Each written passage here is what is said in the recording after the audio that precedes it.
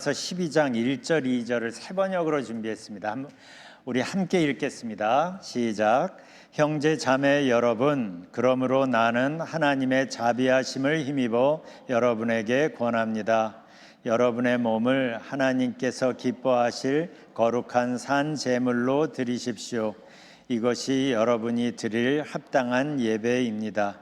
여러분은 이 시대의 풍조를 본받지 말고 마음을 새롭게 함으로 변화를 받아서 하나님의 선하시고 기뻐하시고 완전하신 뜻이 무엇인지를 분별하도록 하십시오. 아멘. 우리가 살면서 중요한 것들은 특별 관리를 하죠.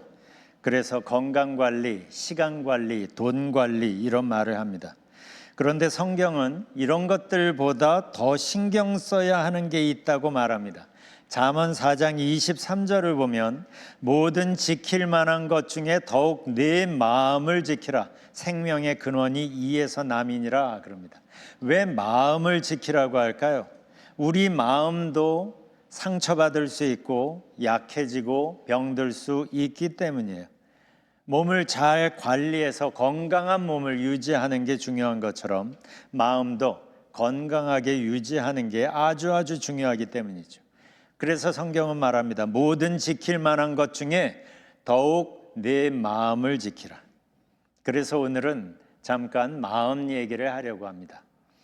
몸이 약해지면 면역력이 떨어지고 그래서 작은 바이러스도 이겨내지 못하고 쉽게 눕게 되는 것처럼 마음도 병들면 면역력이 떨어져서 사실 별것도 아닌 말에 쉽게 상처받고 아파하고 무너질 수도 있습니다.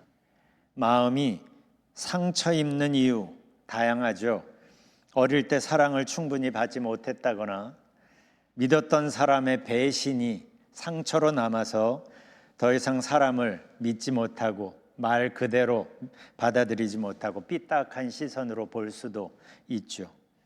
심하게 거절당한 경험은 또 마음의 상처가 돼서 누가 자기 의견에 동의하지 않으면 자기를 거부한다고 느껴서 분노를 쉽게 한다고 말도 합니다. 사실 살다 보면 누구나 이런저런 상처와 아픔을 겪으며 삽니다.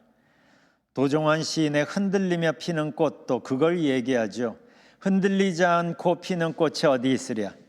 이 세상 그 어떤 아름다운 꽃도 다 흔들리면서 피었나니 흔들리면서 줄기를 곧게 세웠나니. 그러면 아픔을 겪었다고 모두 상처난 마음일까? 어떻게 건강한 마음을 가질 수 있을까요? 건강한 마음은 아픔을 겪지 않은 마음을 말하는 게 아니죠. 상처가 없어서 건강한 마음이 아니라 받은 상처와 아픔을 방치하지 않았기 때문에 덧나기 전에 적절한 조치를 해서 상처가 아물도록 관리했기 때문에 건강한 마음으로 회복될 수 있는 겁니다. 저는 오늘 성경의 인물들 중에서 마음에 큰 상처를 받았을 만한 두 사람을 소개하려고 합니다. 첫 번째 사람은 사울 왕의 딸 미갈입니다. 나중에 다윗의 아내가 됩니다. 그녀는 하나님을 의지하기보다 사람의 눈을 더 의식하며 살았던 아버지 사울을 보면서 자랐습니다. 그래서인지 미갈도 사람들이 나를 어떻게 볼까 무척 의식하며 살았습니다.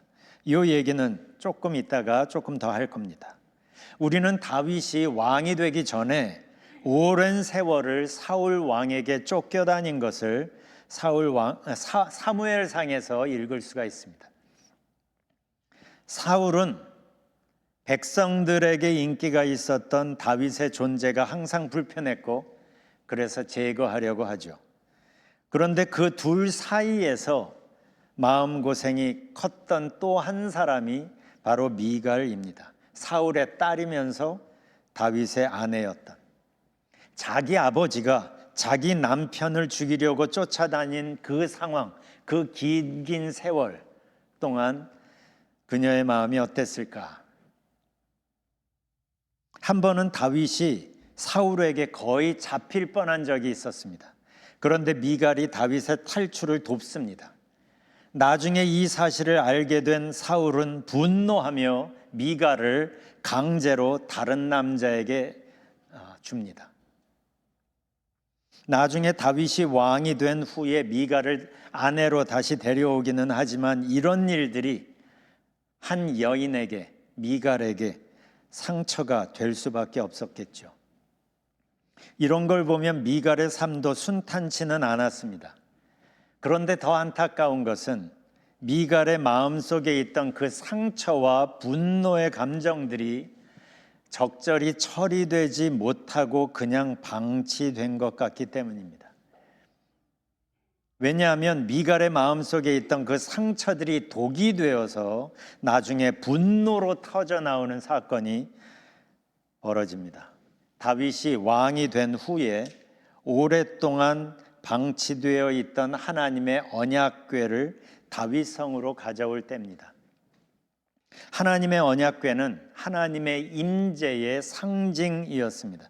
그래서 다윗은 언약궤를 다윗성으로 예루살렘 성을 함락시키고 자기 성으로 만들고 그 다윗성으로 언약궤를 모셔오는 것이 너무나 기뻤습니다. 사무엘하 6장을 보면 다윗은 너무 좋아서 이 언약궤를 가져오는 행렬 앞에서 덩실덩실 춤을 추죠. 그런데 미갈이 그걸 봅니다. 미갈은 무엇보다 사람들의 시선이 중요한 사람이에요. 그녀는 다윗의 기쁨을 공감하기보다 왕으로서 품위가 떨어진다고 생각하고, 그래서 사무엘하 6장 16절을 보면 마음속으로 그를 업신여깁니다. 그날 저녁 미갈은 다윗에게 이렇게 쏘아붙입니다. 20절, 오늘 이스라엘의 임금님이 건달패들이 맨살을 드러내고 춤을 추듯이 신하들의 아내가 보는 앞에서 몸을 드러내며 춤을 추었으니 임금님의 채통이 어떻게 되었겠습니까? 저는 이 말을 한참 생각하고 읽고 생각하고 했습니다. 미갈이 지금 다윗에게 쏘아붙이고 있습니다.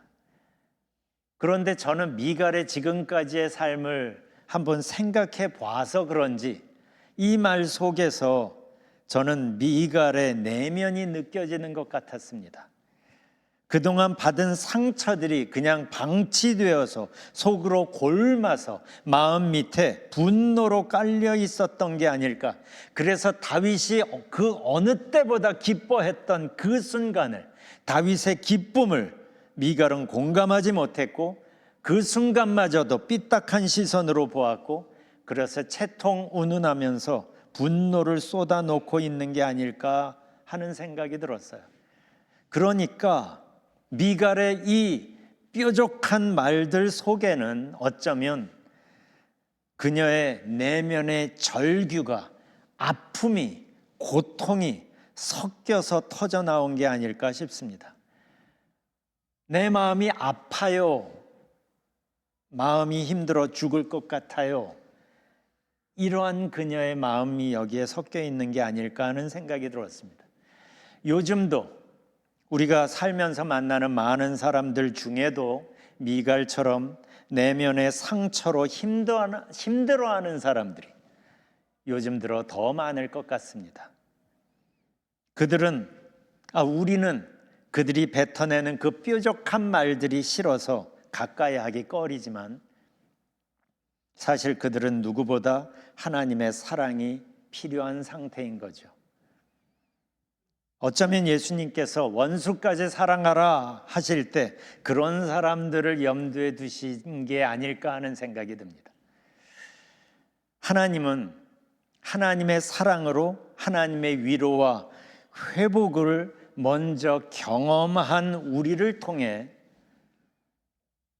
그들의 상처 입은 마음을 어루만지시기를 원하시고 계시기 때문이죠. 성경에는 미갈만큼이나 마음에 상처를 입은 사람이 또 있는데, 우리가 두 번째로 볼 사람은 야곱의 11번째 아들 요셉입니다. 우리는 요셉에 대하여 꽤 많이 압니다. 그는 어린 시절 어머니를 잃었죠. 그래서 아버지 야곱은 요셉을 더 애틋하게 챙깁니다. 그런데 그게 화근이 되어서 요셉은 형들의 미움을 받죠. 형들의 따돌림이 아주 심했던 것 같습니다. 요셉은 구덩이에 던져지기도 합니다. 나중엔 형들에 의해 외국으로 노예로 팔려가기까지 하죠. 한번 상상해 보세요. 자기를 노예 상인에게 팔아버리는 그 형들을 보면서 요셉의 마음이 어땠을까요? 그 당시에 요셉은 여전히 10대였습니다. 이런 일들이 큰 상처일 수밖에 없습니다. 게다가 이집트에 가서 노예 생활을 하고 있는데 억울하게 또 누명을 쓰고 감옥에 갇히기까지 하죠. 이런 일들을 겪으면서 요셉의 마음의 상처와 분노가 얼마나 컸겠어요. 우리는 그 다음에 이어지는 스토리를 알아서 이집트의 총리 대신에 너무 꼽혀서 요셉의 마음을 좀 헐렁하게 그냥 넘어가는 게 아닌가 싶은 생각이 듭니다. 저는 요셉이 이집트의 총리 대신이 된 것보다 그의 태도가 훨씬 더 놀랍습니다. 왜냐하면 그의 태도에서, 그의 말에서 상처 입은 마음의 흔적이 보이지 않기 때문이에요. 만일 그의 마음속에 상처가 제대로 처리되지 못했다면, 그래서 마음속에서 분노가 자라나고 있었다면 총리 대신이 된 후에 요셉은 무엇보다 먼저 바디발의 아내부터 불렀을 것 같아요. 그 여자 때문에, 그 여자의 거짓말 때문에 억울한 옥살이를 했잖아요. 그런데 요셉은 그러지 않았습니다. 왜일까요? 그리고 몇 년이 다시 흐른 후에 요셉은 형들을 만나게 되는데 그 장면이 굉장히 드라마틱합니다. 자기를 노예로 팔아버린 형들이죠. 얼마나 할 말이 많겠어요. 얼마나 쌓인 게 많겠어요. 그런데 그때 요셉은 형들을 오히려 위로하면서 이렇게 말하죠. 창세기 45장 5절. 당신들이 나를 이곳에 팔았다고 해서 근심하지 마소서. 한탄하지 마소서. 하나님이 생명을 구원하시려고 나를 당신보다 먼저 보내셨나이다. 여기에 주어와 동사만 빼보면 하나님이 나를 보내셨나이다예요. 자기를 애굽으로 보낸 사람이 형들이 아니라 하나님이라고 여기서 말합니다. 이 말 속에 우리는 요셉의 분노를, 미움을 볼 수 없습니다. 어린 나이에 그 심한 거절을 겪고 그 심한 배신을 겪고 어떻게 이럴 수 있을까요? 요셉의 삶을 보면 그의 마음은 상처와 분노로 가득 차야 맞습니다. 그런데 성경은 그의 상처 입은 마음이 어떻게 회복되었는지 그 방법을 말하지 않습니다. 왜냐하면 이건 어떤 특별한 방법으로 회복되는 게 아니기 때문이에요.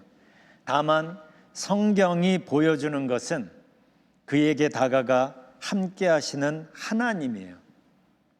그래서 창세기 39장을 보면 창세기 39장은 요셉이 이집트로 노예로 팔려간 그 순간부터입니다. 이 창세기 39장에서 유독 반복되는 표현이 이겁니다. 여호와께서 요셉과 함께 하심으로. 창세기 39장 안에 2절에서 3절, 21절에서 23절에서 그러니까 2절과 3절은 노예 신분으로 보디발레 집에 있을 때고 21절과 23절은 누명을 써서 감옥 안에 있을 때예요. 그런데 이때 이 한 장 속에 여호와께서 요셉과 함께 하신다는 것을 이렇게 자꾸 반복합니다. 언제부턴가 요셉은 자기가 처한 그 억울한 상황 속에서 혼자가 아니라는 것, 하나님께서 함께 하신다는 것을 알게 되었을 겁니다. 그렇게 하나님과 함께 하면서 하나님과 함께하는 그 시간들 속에서 자기의 상처보다 더 뜨거운 하나님의 사랑을 만나면서 그의 상처들이 어루만져지고 거기서 그의 아픈 상처들이 회복되는 과정을 경험한 것 같아요. 다시 말해서 요셉 안에 있는 상처와 분노들이 그냥 방치되지 않았고 하나님께서 함께 하심으로 해서 하나님의 사랑 안에 다루어진 거죠. 그러면서 요셉은 하나님의 시각으로 자기의 삶을 돌아볼 수 있게 되었고 이것 또한 회복되니까 이런 다음 스텝이 가능한 거죠. 거기에서 하나님의 시각으로 자기의 삶을 돌아보면서 깨달았던 거죠. 이집트에 오게 된 것이 형들에 의해 팔려서 어쩌다 오게 된 게 아니라 하나님의 큰 계획에 의한 것이었다는 것. 이걸 알게 되니까 그는 형들을 용서할 수 있었고 보디발의 아내도 용서할 수 있었던 거예요. 이게 어떻게 가능해요? 하나님께서 요셉과 함께 계셨기 때문에 거기서 상처보다 큰 하나님의 사랑을 만났기 때문에 상처보다 큰 하나님의 사랑, 이 하나님의 사랑을 만나면서 요셉은 그 안에서 깊은 평안을 경험하게 되죠. 이걸 경험하면 자기의 삶이 어떤 상황에 처해 있든지 간에 하나님의 품 안에 있구나라는 걸 알게 됩니다. 이걸 알게 되면 신앙이 바뀔 수밖에 없고 이걸 알게 된 사람의 고백이 이 찬양이죠. 주 날개 및 내가 편안히 쉬네 밤 깊고 비바람 불어쳐도. 이 찬양 참 많이 요즘 반복하지요. 제가 사람들 중엔 밤이 빨리 지나가기를, 비바람이 금방 빨리 그치기를 기다리는 사람이 있는 반면에 그러거나 말거나 하나님의 품 안으로 더 깊이 들어가는 사람이 또 있는 거예요. 그 사람들만 경험하는 거예요. 주날개 및 내가 편안히 쉬네 밤 깊고 비바람 불어쳐도. 이 변화는, 이 깨달음은 어떤 방법으로 되는 게 아닙니다. 내가 하나님 안에 있을 때, 임마누엘이 나에게 사실이 될 때 하나님의 임재가 만들어내는 결과가 하나님의 평화이기 때문입니다. 샬롬. 그래서 성경은 우리에게 이것을 강조합니다. 여호와께서 요셉과 함께 하심으로. 이 말씀을 통하여 하나님은 우리에게, 우리 한 사람 한 사람에게 개인적으로 말씀하시는 거죠. 요셉과 함께 하신 하나님께서, 요셉의 그 아픈 상처를 회복시키신 하나님께서 지금 너와 함께 계시단다. 이게 임마누엘의 의미입니다. God with us. 그러면 그 하나님 안에서 상처들이 회복이 될 수 있는 거예요. 그러면 생각해 보세요. 우리도 요셉처럼 하나님 안에서 우리의 마음 상처들이 회복이 되려면 어떻게 해야 될까요? 세 가지를 잠깐 나누려고 합니다. 첫 번째, 마음의 상처를 먼저 하나님께 솔직하게 드러내는 게 참 중요합니다. 시편 62편 8절에서 다윗이 이렇게 말합니다. 같이 읽어보죠. 시작. 나의 백성들아 항상 하나님을 신뢰하고 그에게 모든 문제를 털어놓아라. 하나님은 우리의 피난처이시다. 마음의 상처는 누구나 있습니다. 두려움, 질투, 분노 이런 게 있을 때 괜찮은 척 숨겨두지 마십시오. 감정이라는 건 우리 인간됨의 일부예요. 그건 자연스러운 겁니다. 중요한 건 그 감정들을 부정하는 게 아니라 어떻게 관리하는가, 어떻게 매니지하는가예요. 혼자 고민하지 마십시오. 하나님을 신뢰하고 그분께 털어놓으십시오. 그게 답입니다. 두 번째, 바울은 로마서 12장에서 우리의 삶 전부를 하나님께서 기뻐하시는 예배로 만들기 위한 조언을 해 가기 시작하는데 2절에서 이렇게 말하죠. 마음을 새롭게 함으로 변화를 받아. 여기서 중요한 건 이겁니다. 변화를 받아요. 수동태지요. 내가 변화를 만드는 게 아니기 때문이에요. 마음의 변화는 하나님이 만드시는 겁니다. 그래서 변화를 받아요. 그런데 여기서 우리가 할 것이 있죠. 마음을 새롭게 함으로, 이건 능동태잖아요. 내가 할 일인 거예요. 나의 온 마음을 하나님께 향하는 것. 이것은 내가 결단할 수 있는 부분인 거예요. 그래서 마음을 새롭게 함으로 변화를 받아입니다. 건강한 마음을 위한 세 번째는 의도적으로 마음을 하나님 말씀으로 채우는 겁니다. 이것은 마음을 새롭게 함으로에 이어지는 내용입니다. 마음을 새롭게 하기 위해서 우리는 마음이 제멋대로 흘러가는 걸 방치해 두지 않는 게 중요합니다. 왜냐하면 우리 마음은 부정적인 방향으로 꼬리에 꼬리를 무는 경향이 있기 때문이에요. 그렇게 흘러가도록 방치하지 않는 가장 효과적인 방법이 마음을 하나님 말씀으로 채우는 거예요. 그러면 그 하나님 말씀이 우리를 하나님 안에 있게 합니다. 그래서 전에도 말씀드렸죠. 큐티는 말씀을 읽고 그 내용을 깨닫는 거에 초점이 있는 게 아니라 깨달음으로 해서 내가 그 말씀을 지금 나에게 하시는 하나님의 임재 앞으로 나아가는 시간이에요. 그래서 큐티는 하나님의 임재 앞에서 나를 볼 때 그게 자랑 큐티인 거예요. 오래전에 찰흙 인형 얘기를 한 적이 있죠. 저는 어렸을 때 찰흙으로 뭘 만드는 걸 참 좋아했습니다. 그런데 참 속상했어요. 뭔가를 기껏 만들어 놓으면 이게 말리는 과정에서 팔도 잘라지고 다리도 잘라지고 목이 잘라질 땐 정말 마음이 아팠어요. 나중에 알게 됐어요. 튼튼한 찰흙 인형을 만들려면 먼저 철사로 기본 골격을 만들고 그 안에 찰흙을 덧붙인다는 걸. 그러면 찰흙의 힘은 약해서 잘 부러질지라도 철심이 붙어 있기 때문에 튼튼해질 수 있는 거죠. 저는 거기서 우리 신앙의 아주 핵심을 발견했습니다.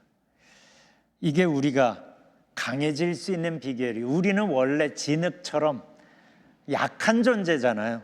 그렇지만 내가 안에 예수님을 모시면, 예수님이라는 철심이 내 안에 계시면 내 힘이 다 떨어질 때 그 철심의 힘으로 내가 견딜 수 있고 이길 수 있고 강해질 수 있는 거예요. 이게 예수님이 우리를 계속 초대하는 이유입니다. 내 안에 거하라, 나도 너희 안에 거하리라. 신앙생활은 예수님을 모시고 예수님과 함께 일상을 살아가는 겁니다. 지금까지 여러분들이 살면서 받은 상처들이 사실 얼마나 많겠어요. 내세가 안 해서 그렇지. 그렇지만 지금까지 받은 상처에 초점 두지 마십시오. 왜냐하면 그 상처보다 훨씬 더 뜨거운 사랑으로, 훨씬 더 큰 사랑으로 예수님께서 우리에게 찾아오시고, 그래서 임마누엘이죠. 우리와 함께 하시고 요셉을 회복하신 것처럼 우리를 회복하시기를 원하시기 때문이에요. 마음을 새롭게 함으로 변화를 받아. 이 시간에 제가 여러분과 함께 부르고 싶은 찬양이 있습니다. 지난주였나요? 아바 아버지 찬양을 우리가 불렀었죠. 아바라는 말은 아람어입니다. 히브리어는 구약 때 이스라엘의 말이고, 그게 이제 시간이 걸려서 예수님 계실 때는 아람어를 썼는데, 아람어로 아바는 우리 말로 아빠예요. 이런 말 많이 들어보셨죠? father가 아니라 daddy라는 의미에 더 가깝습니다. 그러니까 예수님은 하나님을 소개하는데 father로서의 아버지가 아니라 daddy로서의 아버지를 소개한 거예요. 그래서 아바, 누가복음은 아바 아버지요라고 하는데 누가복음은 이방인들을 위해서 쓴 거라 이 아바가 아버지라는 뜻이야. 이렇게 번역을 덧붙여서 한 겁니다. 이 아바 아버지 찬양을 하는데 이 가사를 생각하면서 우리가 지금 나눈 이 말씀을 생각하면서 나에게 다가오시는, 여전히 죄인이었을 때, 상처 때문에 힘들어했을 때 우리에게 찾아오시고 우리의 마음을 어루만져 주시는 그 아버지, 아빠 하나님을 우리의 마음속으로 열며 향하며 이 찬양 불렀으면 좋겠어요. 아바 아버지.